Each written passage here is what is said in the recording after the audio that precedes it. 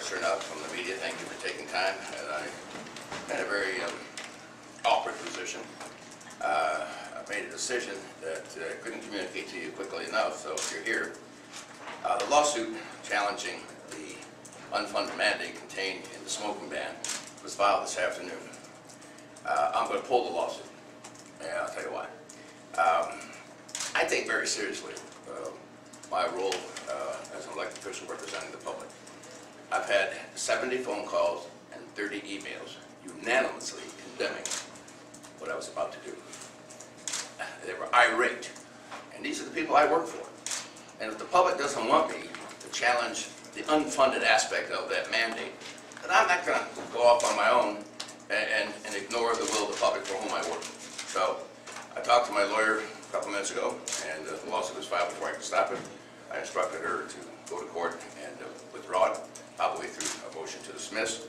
And I'll deal with my health department to my left here, George Miller, about what we do now, that we're required to inspect 4,600 restaurants with no personnel and no money to do it. That was my complaint.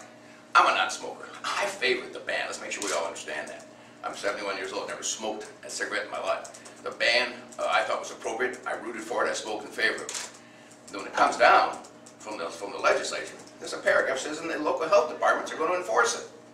I have 26 sanitarians right now who go into the restaurants twice a year. They're stretched thin. They can't take on any more responsibility. Now we've got to come in and try to enforce the non-smoking. I figured, just to use George's numbers from the health department, it costs about $1.8 million to hire the necessary staff to do an appropriate job that's required under the statute. We don't have the money. That was what I was complaining about. Not the ban, the unfunded aspect. But if over 110 people call my office and say, Brooks, you know, and those messages weren't quite that polite, then I truly did work for the public. And if I don't have public support for what I was about to do, I'm going to reverse myself. And part of this news conference, George Miller walked in. He's my director of Health and Human Services. Come on, George. About 15 minutes ago, that's the first time he found out. And I can tell you right now, he ain't happy. He wanted me to proceed with it because it's his department that will now, under the law, try to do something that is impossible. And I want him to explain, well, first of all, he found out 15 minutes ago, and I apologize to you, George, that I reversed myself. But he's done some research because there's an identical law down in Ohio. I want you to address that aspect too. Thank you. Again, I want to stress what Brooks stated. As a public health official, this was the right law. It's a non-smoking law to protect us from secondhand smoke. We all know the causes of illnesses and diseases that can come about from secondhand smoke. What is not right about this law is the fact that there is no funding attached to it. The fact that we already investigate, as Mr. Patterson said, 4,600 restaurants at least twice a year. Usually around 17,000 visits is what we make in a year. That doesn't include now all the other businesses that are a part of this ban. Any business now cannot have smoking going on in their establishment. There are no rules as to how far away people can smoke from the building. So you can imagine the amount of draft that's going to come back into facilities.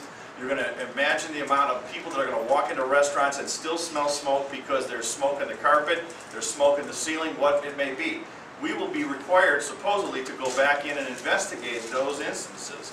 I don't have the staffing to do that. And so, yes, I was on Mr. Patterson for the last month and a half trying to say to him, there should have been funding attached to this law. And the fact that there wasn't, I strongly believe, was a heavy violation. In making conversations and phone calls down to Ohio, Ohio passed a similar law that was done by the people of Ohio, not the legislators, in 2007. And for the first year, Ohio Public Health tried to enforce that law. They tried to do it with fines. And they have no ability to write citations any more than I have abilities to write citations. In that first year, they were able to collect 10% of the fines that they had administered out. As a result, public health department after public health department started telling the state, we can't do this anymore, we're turning it back to you. And finally the state said, okay, we see the plight, we see the problem, we will fund this. And they started funding local public health at $125 a visit. That to me makes sense. In these economic times where we're trying to do a lot more with a lot less, and I know how hard my men and women of my environmental health department work in order to make make our restaurants very safe. And we have done a great partnership with our restaurants to do it in partnership rather than just ourselves. That to add on another burden would take away from something else. And I don't think anybody in the general public wants us to be lackadaisical on the restaurant piece of it, the restaurant inspection. And that's what's going to, unfortunately, I'm concerned about, occur if we're forced to go after this. If we can ignore it, which is what I'm hearing other public health departments are going to do, is just simply ignore it and just write down the fact that people are complaining about it and send those complaints to the state, then really there's no bite behind the law. There's no teeth behind the law. And that's my concern. Mr. Miller, can you give us your full name and your title, please? George Miller, I'm the Director for the Department of Health and Human Services for Oakland County. All right. Brooks, can I ask you a question? I just want to reiterate, yeah, sure, I'll take questions in just a moment. I mean, George did not know I was going to do this, and I apologize. Came in, we're going to take on the state for the unfunded mandate. You got that quote from the Headley? You have it? Right. The Headley Amendment on its Article 9, Section 29, okay? The second sentence reads as follows. A new activity or service or an increase in the current level of any activity or service beyond that required by existing law shall not be required, I'm sorry, I'm not reading it right, shall not be required by the legislature or any state agency or local unit of government unless a state appropriation is made and dispersed to pay the unit of local government for any necessary increased cost. That's called the unfunded mandate requirement under the Headley Amendment. That's what we filed the lawsuit. I say, if you're requiring us to do something, you owe us the money. But it's being misunderstood unanimously by the public. I've done something I've never done 37 years. I just reversed myself. Without questions. Brooks, let me ask you. Anyway. If we'd have to hire probably an equal force of sanitarians that he has now, he's got 26. We've costed that out of $1.8 million. Yeah, give you the manpower, we can send them out. Ohio's got 10,000 complaints uninvestigated. And that's what's going to happen in this state. I predict this law is going to be a disaster. Couldn't the restaurants sue back and say it's not a legal law because of the Headley Amendment? Well, it's destined to fail because it has such expenses built into it and has not been funded. I'll let somebody braver and stronger than me test it. Brooks, let me ask you this. Sure. Again, we haven't seen the law, and very few people will actually read the law. So we need to understand this. Number one, are you mandated, must you enforce it? Because, you know, I think a lot of people are looking at this like it's jaywalking or anything else that is a law, but that really is unenforceable unless people police themselves. And obviously in restaurants, unlike jaywalking, in restaurants, people are going to turn to someone and say, you can't smoke here. I absolutely agree with that. I think it's going to be 98% self-enforced by the patrons in the restaurant or the bar. They're going to turn and say, hey, it's against the law in Michigan, and the owner of the bar can say, you're going to have to leave the bar because I'm going to get fined if you don't. I think it's going to be self-enforcing. But there are going to be complaints made to the health department. Okay. By the thousands.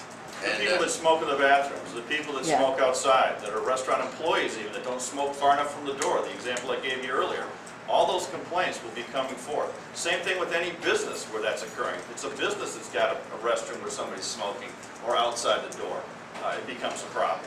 And you must I'll call Holly investigate. and Leanne in my office. They totaled up 70 phone calls. My office got 30 to 40 emails. Not one said attaboy, Brooks. Oh, what were they you're saying? Wrong, you're wrong, you're wrong. And I told you, I think most of you know me personally, I take very seriously my role as a representative of the people. If I work for them, I'm not going to go against their wishes. George, so basically the bottom line is this. Yes, the complaints will be filed, but your people will only be able to get to as many as they can. So in all likelihood, a lot of these complaints are going to go unchecked. But as again, in Ohio as an example, when that was occurring in the first year, people then start to get very lackadaisical about it. When they see that there's nobody that's really checking, it's sort of a wink type of a law, then all of a sudden you've got the employees smoking, especially when it's cold out, with the foot out the door, just trying to put the cigarette smoke out there, drafting it back in. We haven't even talked about cigar bars. The fact that there's supposed to be an affidavit filed for cigar bars, and that cigar bars are supposed to have separate ventilation systems. It's supposed to be a humidor type of room. You can't bring a drink in, you can't bring food in. Who's going to enforce all that? So in other words then, this is and we've heard this.